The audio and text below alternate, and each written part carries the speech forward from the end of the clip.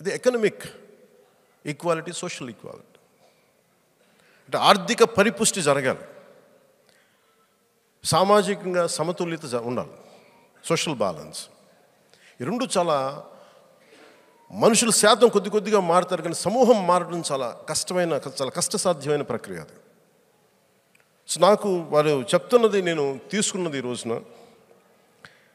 అద్భుతాలు చేస్తాం, అద్భుతాలు సాధించేస్తాం అని చెప్పను, కానీ నిరంతరంగా ఒక సమతుల్యత లేదంటే ఆర్థిక పరిపుష్టి తేగలిగే అణగారిన ఎస్సీ ఎస్టీ ఈ సబ్ ప్లాన్ సంపూర్ణంగా మోసపూరితనంగా కాకుండా, మాటకారితనంతో మాయలు చేయడం కాకుండా, దేనికైతే ఇంటెంట్ చేయబడి ఉందో, ఎవరికైతే వెళ్ళాల్సింది ఉందో అది ఖచ్చితంగా నేను మీకు నెరవేరుస్తాం.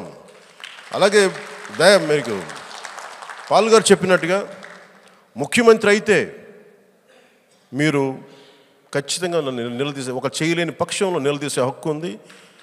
అలాగే 70 సంవత్సరాల తాలూకు ఇన్స్టిట్యూషనలైజ్ అయిపోయింది, వ్యవస్థీకృతం అయిపోయింది.